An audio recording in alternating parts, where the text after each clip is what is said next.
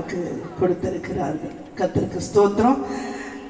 வேத வசனம் சொல்லுகிறது, யோவான் 12:26 ஒருவன் எனக்கு ஊழியம் செய்கிறவனானால் என்னை பின்பற்ற கடவன். நான் எங்கே இருக்கிறேனோ அங்கே என் ஊழியக்காரனும் இருப்பான். எவ்வளவு ஒரு உயர்வை தேவன் கொடுக்கிறான். ஒருவன் தேவனுக்கு ஊழியம் செய்கிறவனாக இருந்தால் அவர்கள் செய்ய வேண்டியது என்ன? தேவனை பின்பற்ற வேண்டும். அல்லேலூயா.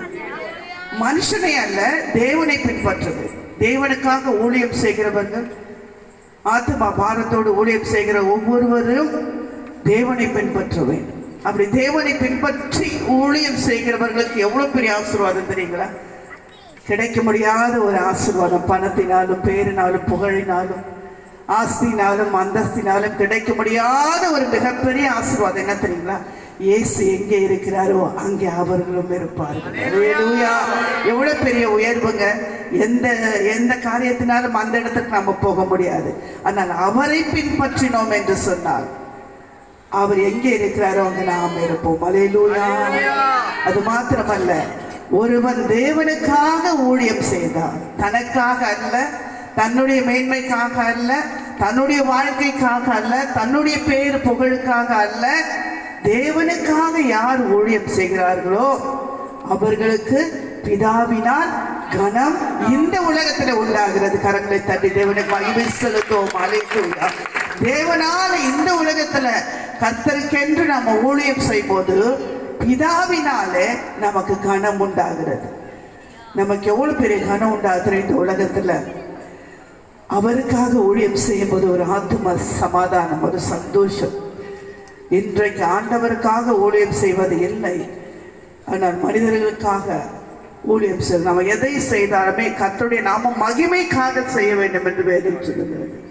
அப்ப நம்ம எது செஞ்சாலுமே நம்ம நாம மகிமைக்காக அல்ல, கர்த்தருடைய நாம மகிமைக்காக. அப்பொழுது நிறைய ஜனங்கள் ஆண்டவர் பக்கமாய் திரும்புவார்கள். இன்றைக்கு ஆண்டவர்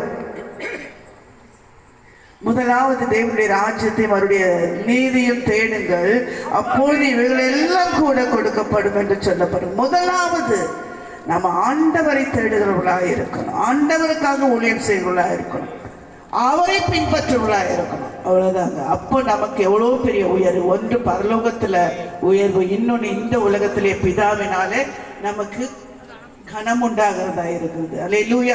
இவ்வளவாக நன்மை செய்கிற தேவன். அதனால் நம்ம வாழ்க்கையில் அவருக்கு நம்ம ஊழியம் செய்ய வேண்டும். தேவனுக்கு முதல் இடத்தை கொடுங்க. இந்த முதல் இடம் ஆண்டவருக்கு நம்ம கொடுக்கும் போது அதுதான் மத்திய 6:6 அவர் சொல்லியிருக்காரு, உங்க அறை கதவை பூட்டி கொண்டு அந்தரங்கத்தில் உங்கள் பிதாவை நோக்கி ஜெபம் பண்ணுங்கள், அப்பொழுது அந்தரங்கத்தில் பார்க்கிற உங்கள் பிதா வெளியரங்கமாய் பலன் அளிப்பார். அல்லேலூயா. தேவனை முதலாவது தேடி தேவனுடைய பாதத்தில் நம்ம அமர்ந்து ஜெபிக்கும் போது வெளியரங்கமான பலனை அவர் கொடுப்பார் என்று சொல்லி, அப்ப முதல்ல நாம் ஆண்டவரை தேடுகிறவர்களாக, அவரை பின்பற்றுவர்களாக, அவருக்கு ஊழியம் செய்வர்களாக இருக்கும்போது கர்த்தர் ஆசீர்வதிப்பார். நிறைவான ஆசீர்வாதங்களை அவர் கொடுக்கிறவராக இருக்கிறார். இந்த முதல் இடம் என்பது இப்போது நாம தேவனுக்கு கொடுக்கிறோமா என்றால் அதுல ஒரு கேள்விக்குரிய. ஏன்னா அந்த முதல் இடம் இப்போ சொல்லலாம்னு சொன்னா திருடு போயிடுச்சுன்னு தான் சொல்லணும். யாரால திருடு போச்சு, யார் திருடிட்டு போனான்னா தீர்க்கதரிசிகளும், அதுக்கப்புறம் யாரு, சுவிசேஷகர்களும் அந்த முதல் இடத்தை திருடி விட்டார்கள். அதனால கர்த்தருக்கு முதலிடம் போவது இல்லை, ஆனா போகிறதெல்லாம் அங்கேதான் போகிறது. பிரியமானவர்களே, கர்த்தருக்கு முதலிடத்தை கொடுங்க. கர்த்தருக்காக ஊழியம் செய்யுங்கள், அவரை பின்பற்றுங்கள். அவருக்காக நீங்கள் எதை செய்தாலுமே அது கர்த்தர் உங்களை மேன்மைப்படுத்துவார், உங்களை ஆசீர்வதிப்பார், அநேகருக்கு ஆசீர்வாதமாய் நிறுத்துவார். ஏன்னா இந்த முதல் இடத்தை மனிதர்களுக்கு கொடுத்து விட்டு மனிதர்களை தேடி ஓடுகிற காலத்துல இருக்கிறோம். அப்படி அல்ல, தேவனுக்கு முதலிடத்தை கொடுத்து தேவனை தேடி அவரை பின்பற்றுங்க.